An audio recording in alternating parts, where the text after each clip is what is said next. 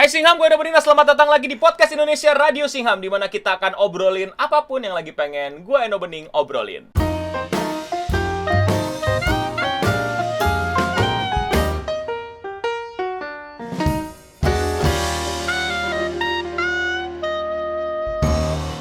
Selamat datang semuanya, apa kabar semuanya? Sehat-sehat? Ayo semuanya sehat-sehat dan kayak gua, karena gua baru-baru ini habis sakit. Seperti yang kalian tahu, mungkin kalian belum tahu, gua kemarin sempat ke dokter muntah-muntah sakit. Karena pas gua ngecek ternyata gua ada 41 job bulan ini, dan ya wajar lah gua tepar gitu ya. Dokter bilang ini sebenarnya penyakit nggak parah, jadi sebenarnya bisa diselesaikan dengan istirahat dan banyak hiburan. Jadi coba perbanyak jalan-jalan dan nonton mungkin, katanya gitu. Ya tidak mungkin dong saya jalan-jalan karena koronskui, ya kan? Karena koronskui, dan lebih baik saya yaitu nontonin yang ada di depan layar gitu kan, daripada keluar-keluar kan nyari perkara udah sakit asam lambung, sakit napas juga kan bisa combo itu kan. Nggak mau gue kena combo kayak begituan, jadi ya udah gue tahan diri gue dan akhirnya nonton aja. Awalnya nonton iseng, nonton Boruto nih, udah sampai mana sih? Nontonlah 5 episode terakhir lah gitu, karena udah sempet ikut recapnya. Dan ya, asam lambung jadi naik, jadi abis itu nggak nonton lagi. Abis ngamuk-ngamuk juga ya, nanti mungkin kita akan bahas tuh komentar netizen tentang fans Boruto ya. Tapi yang mau gue bahas sekarang adalah Squid Game. Nah, dari kemarin di chat, di donasi, para Singham udah nanyain, nonton Squid Game gitu kan. Oke, gue tonton, dan kebetulan lagi banyak waktu istirahat juga kan. Binge watching 1 hari, selesai. Walaupun ada beberapa part yang gue skip dan gue cepetin ya, tapi gue punya opini nih terhadap film ini. Tapi sebelum gue mulai opini gue mau nge-address argumen para wibu norak, wibu-wibu yang gimana ya, yang menyebalkan gitu, yang bilang kalau ini game plagiat Battle Royale sama As God Will gitu. Gue kayak, As God Will ya, gue lupa nama judulnya apa gitu. Gue kayak, apaan sih gitu. Gue habis tonton, plagiat sebelah mananya sih? Biasa aja gitu. Ini argumen cerdas dari mana? Datang dari mana ini?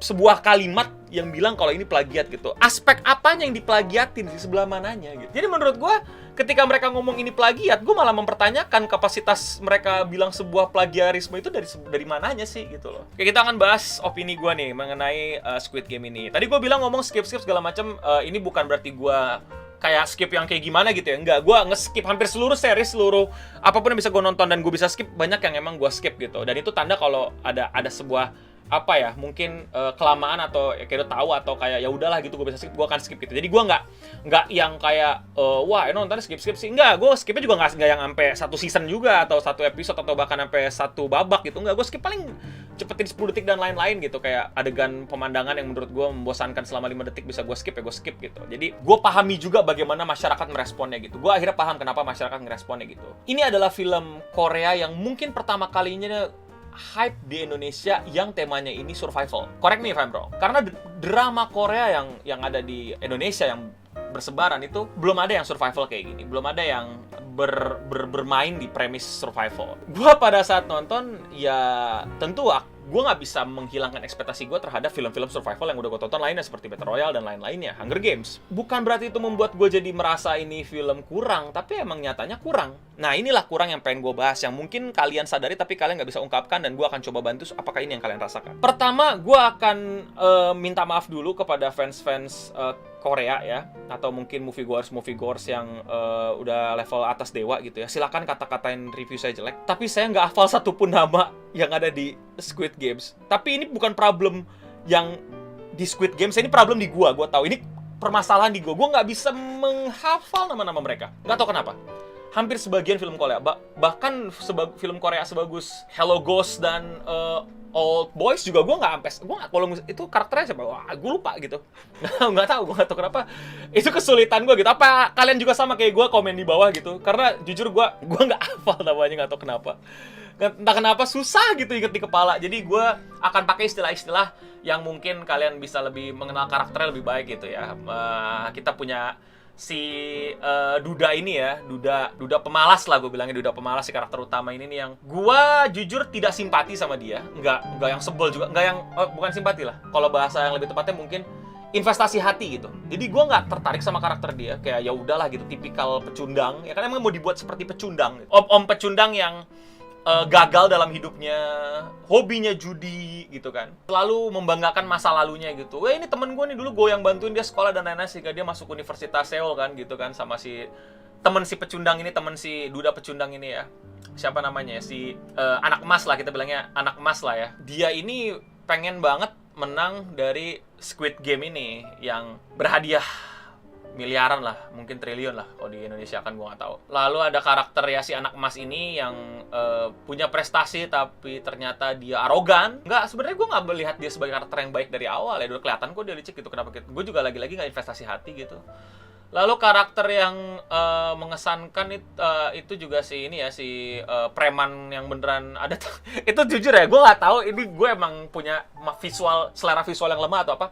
Itu tato ular di sininya tuh, maaf nih, gue ngeliatnya bukan kayak ular. Sorry banget, mungkin saya yang punya selera rendah atau visual saya yang tidak terlatih matanya untuk mengapresiasi seni gitu ya. Jujur, gue akui itu gitu loh. Tapi mohon maaf, itu kok nggak kelihatan kayak ular ya? Kayak apa ya gitu loh? Maaf banget, sumpah, silakan katain gue gitu loh. Selera lu rendah boleh katain gue, tapi mohon maaf nih, kalian ngerasain yang sama nggak? Menurut gue nih, tato ular di sini tuh karakter itu ya, cewek kurus yang mungkin kata yang tepat buat kalian itu pragmatis ya, ngikut mana yang menang, ngikut mana yang bisa membuat mereka bisa survive dan lain-lain gitu. Jadi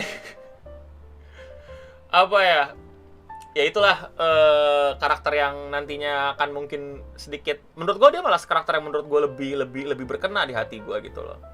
Dan karakter paling berkesan menurut gue, yang menurut gue gila gue gak tau kenapa karakter itu yang mungkin ya karena lagi-lagi visual ya karakter cewek Korea Utara yang nyangkut game itu gitu, itu cewek, waduh, gue selalu salut sama karakter desain yang bisa ngebuat orang udah se-fuck up apapun ya, secapek apapun, sekacau apapun hidupnya gitu loh, tetap cantik. Nah itu tuh gue gak ngerti tuh.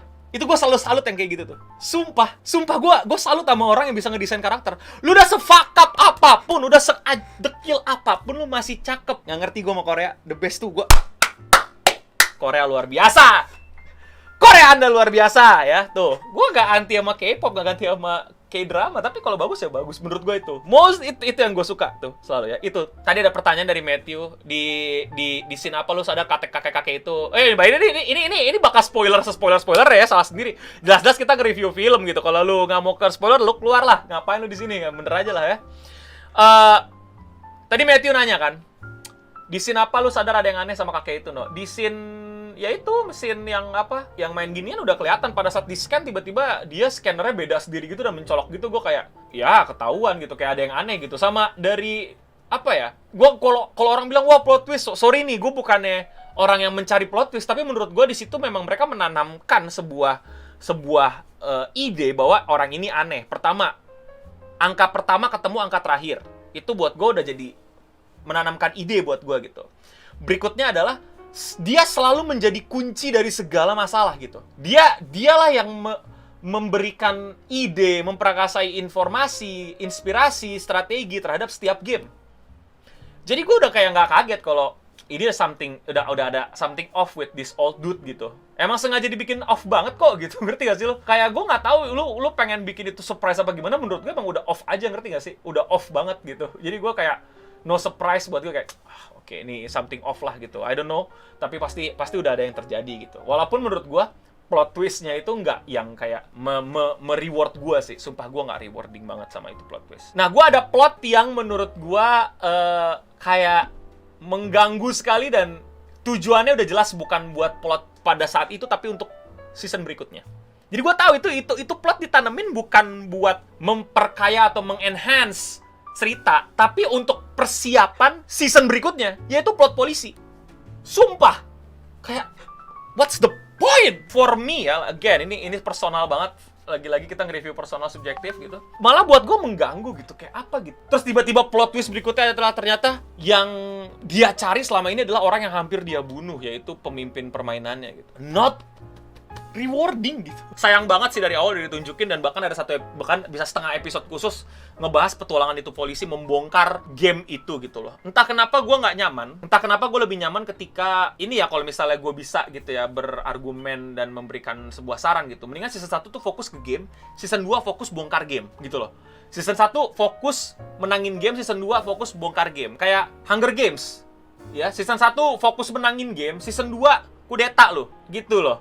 Tapi di sini kayak digabung, jadinya gue udah nggak lagi peduli sama gamenya. Gue lebih peduli gimana caranya lu hancurin gamenya. Gue juga, ya jadinya yang tiba-tiba kita langsung dikasih behind the scene dari The VIP yang menurut gue kayak nggak make sense juga. Ngapain The VIP di situ kayak... Gue tau ya, ini apakah gue yang punya selera yang salah atau gimana, tapi dialog bule-bulenya tuh cringe banget, man. Kayak apa sih gitu loh, kayak... Gue ngeliatnya kayak film jadul Bruce Lee gitu dialognya. Yang menurut gue kayak mereka tuh nggak kelihatan kalau mereka tuh orang yang sakit gitu loh. Karena ini kan game sakit. Ini game yang sakit, yang ditonton sama orang sakit, yang dinikmati sama orang sakit. Tapi bule-bule VIP di situ nggak kelihatan sakit sama sekali, kayak udah. Kayak hanya orang kaya serakah aja gitu, ngerti nggak lo? Bukan orang sakit gitu. Gue akan bahas yang menurut gue itu tidak membuat gue menjadi menikmati adalah karakter development yang menurut gue aneh. Yang dimana kita tahu Duda Pecundang ini adalah penjudi.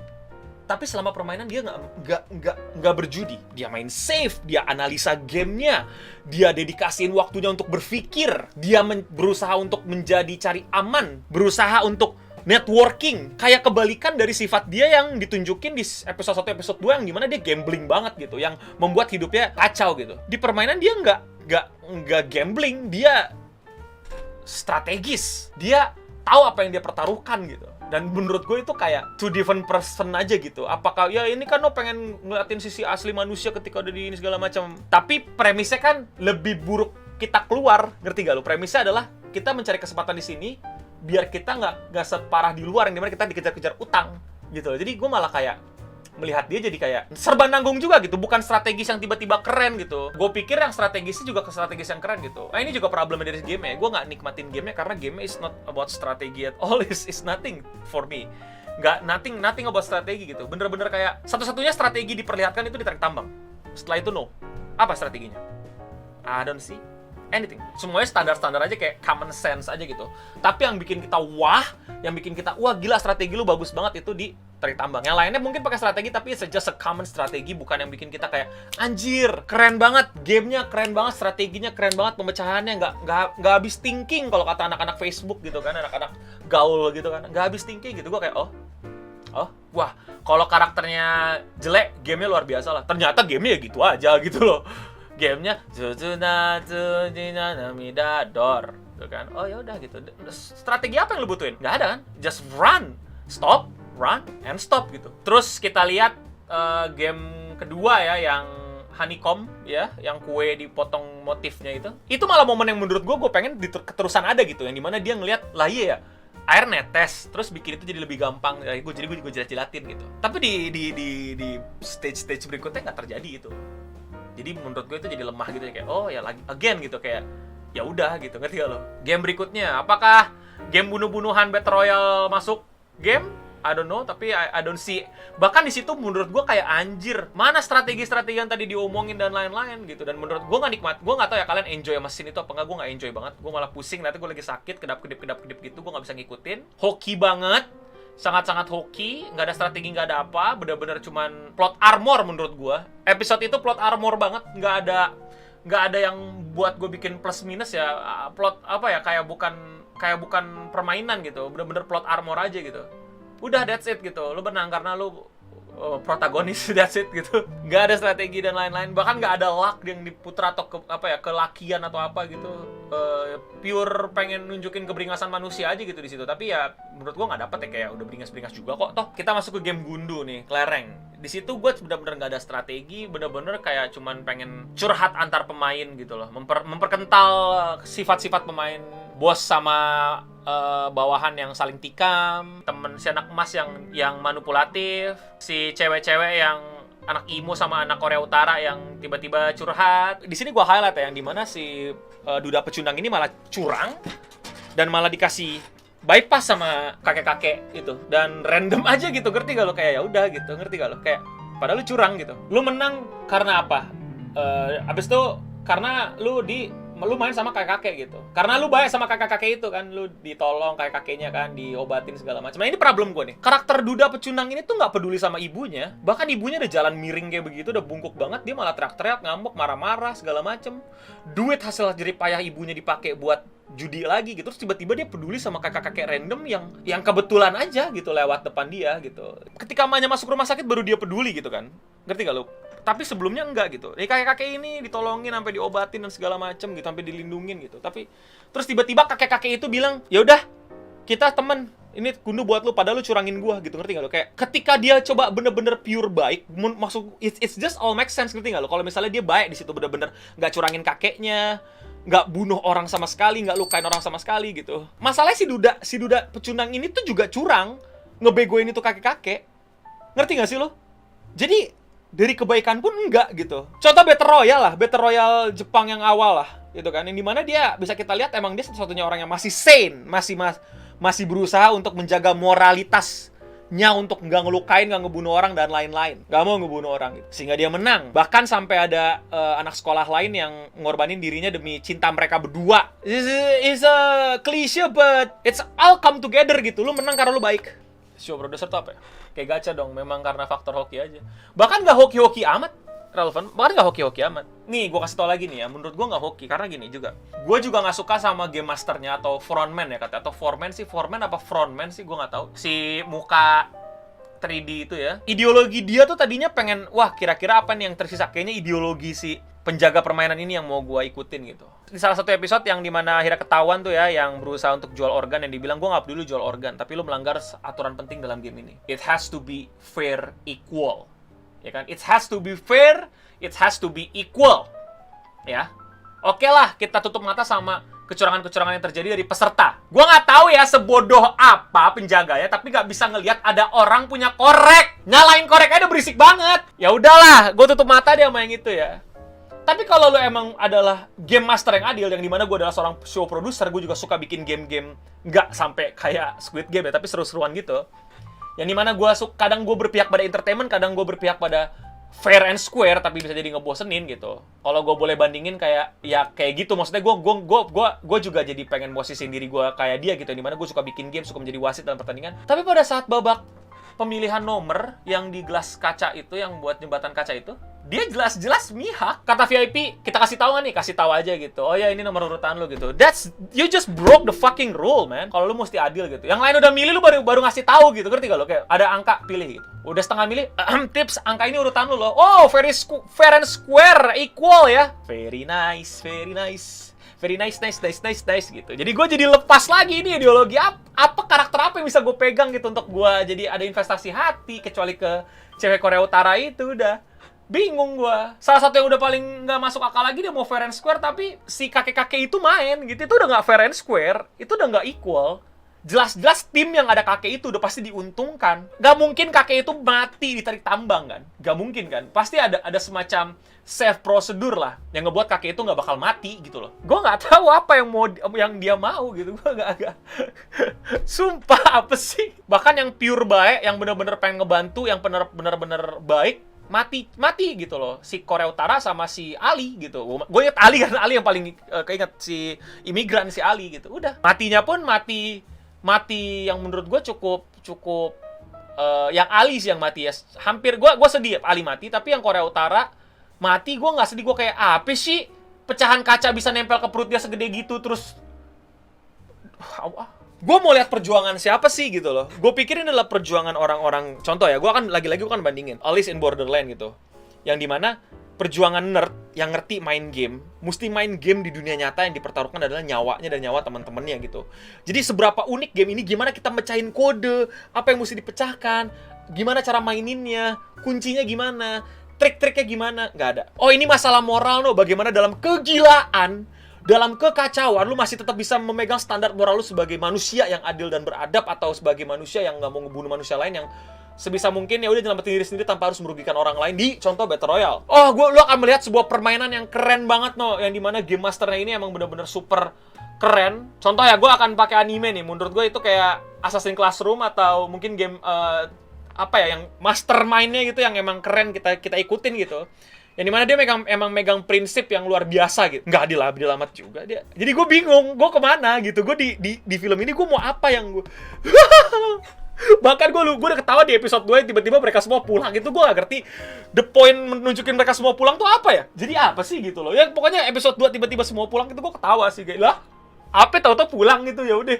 Makasih ya gitu, pulang gitu. Terus rule itu tuh apa bergue di awal gitu. Oh kalau majority nolak berarti game-nya udahan gitu kan. Tapi gue jadinya paham. Pertama ya tadi yang gue lihat kan, kenapa kok hype banget no segala macam ya. Again, banyak orang akhirnya nemuin film survival dari induk yang mereka suka atau lagi digemari banyak orang, yaitu Korea gitu. Dimana Korea juga udah ada ya game-game film-film tentang survival kayak gini gitu. Kebetulan mungkin di masa pandemi lagi rame-ramenya orang nonton Netflix kan. Emang di Netflix banyak film seru juga kan, akhirnya ketemulah Squid Game dan emang lagi dipromoin dan orang-orang suka. Katanya sih aktor-aktornya juga aktor-aktor yang cukup terkenal kan. Jadi mereka akhirnya demen dan seru gitu. Tentu beberapa moviegoers, penonton atau yang suka nonton film, udah nontonin film survival, Hunger Games, Battle Royale, As God Will, Alice in Borderland akan merasa mau nggak mau akan membandingkan gitu, akan punya ekspektasi gitu. Jadi ya itu nggak dapet lu di situ, nggak berasa gitu. Oh iya, menurut gue juga sebagai game itu sendiri yang tadi gue bilang selain nggak menarik juga nggak jelas gitu loh. Kayak contoh yang gue suka dari game itu adalah game yang taat aturan, ngerti gak lo? Game yang taat aturan, yang jelas, yang bener-bener membuat orang kalau mau curang tuh mikirnya susah banget, ngerti gak lo? Tapi di semua game gampang banget dicurangin ya. Dan yang kedua adalah sistem everything goes, yang dimana tiba-tiba lu boleh bunuh-bunuhan, tiba-tiba lu nggak boleh bunuh-bunuhan. Itu buat gue mengganggu sekali. Kenapa tiba-tiba lu bolehin orang-orang bunuh-bunuhan terus tiba-tiba nggak bolehin orang bunuh-bunuhan? Buat gua sangat mengganggu. Harusnya ada neutral zone yang dimana tempat tidur mereka itu udah nggak boleh ada bunuh-bunuhan sama sekali. Nggak boleh. Sama sekali nggak boleh. Sama sekali no gitu loh. Biar emang orang tuh bisa kayak punya apa ya, bener-bener bisa percaya sama game-nya, bisa investasi hati ke game-nya. Jadi gua itu kayak juga ikut mikirin gimana cara gua lolos, gimana cara gua kabur, gimana cara gua menang, gimana cara gua tetap bertahan. Tapi nyatanya tidak. Nyatanya ya kayak gua bener-bener di situ udah everything goes gitu loh, ngerti gak sih lu? Nggak ada lagi aturan yang jelas, bener-bener ya udah, gue mesti bener tidur pun nggak bisa nyenyak karena gue mesti jagain diri gue biar gue nggak dibunuh malam ini. Dan menurut gue itu too much sih, bukan dalam artian too much yang kayak yang menurut gue itu game juga ada too much kalau misalnya in real life, tapi dalam film menurut gue itu udah too much yang dimana kita sebagai penonton jadi terlalu banyak yang everything goes di kepala gitu loh. Jadi kita nggak bisa punya framework terhadap game ini, kita nggak punya frame imajinasi yang bisa membuat kita tuh bisa ikutan mikir, ikutan investasi strategi ke setiap game. Karena menurut gue ya tadi gue bilang film ini ternyata bukan tentang Squid Game-nya gitu. Film ini tentang relasi antar karakternya. Itu yang gue lihat. Ini lebih kepada relasi antar karakter. Ini adalah drama, menurut gue ini drama tentang tiap karakter, bukan gamenya. Gamenya ini bener-bener perantara banget, bener-bener alat banget, bukan bagian dari cerita yang gimana-gimana gitu, bener-bener alat banget. Atau ya sebagai bumbu aja gamenya gitu loh.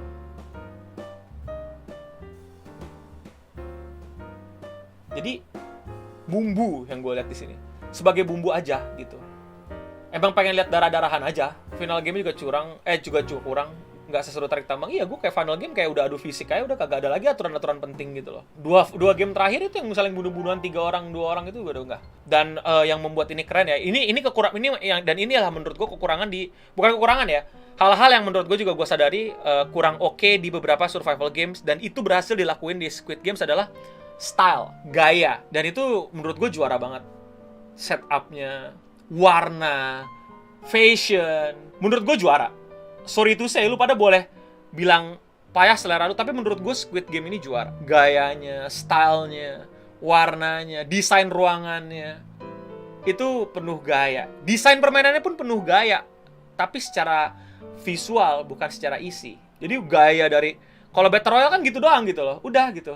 Pakai ini, udah kelar gitu. Nggak yang gimana-gimana fashionnya gitu loh. Semua setup, setting, artnya dan lain-lain, juara, serius juara. Nggak ada sedikit pun gue lihat secara art jelek. Bahkan dari mobil gue ngeliat mereka mobilnya sama semua parkir di pelabuhan aja gue seneng gitu. Kayak enak banget yang ngeliatnya gitu.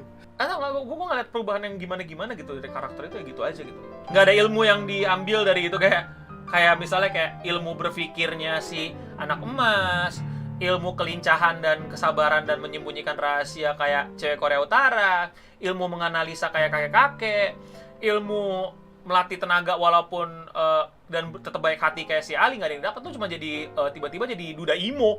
Udah, gue kayak kenapa jadi duda emo doang lo, rambut merah, terus jemput anak lu, terus tiba-tiba Squid Game season 2 dia mesti ikutan nih karena dia bakal membongkar. Nah itu yang maksud gue, coba kalau dari season 1 kita fokus ke gamenya, pada saat di season 2 baru lu bongkar.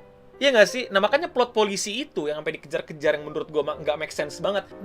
Thank you para donatur setia ya, para singham kapitalis yang udah ngedonate. Thank you para singham Aristoteles dan Galileo yang bergabung di chat ya untuk menghijaukan, dan singham biasa yang cuma nontonin, nyebarin atau nge-like komen gue, itu juga gue appreciate. Nanti ada siaran ulangnya buat kalian yang belum telat nonton. Tapi untuk sekarang, thank you semuanya. Gue udahan dulu, mesti istirahat lagi. Enggak sih, gue bakal main AOE sih. Dan ya, yang udah join member jangan lupa kita di Discord aktif. Kalian semua jangan lupa join Discord. Jangan lupa kita ada di Discord. Dan ya, mari kita akhiri dengan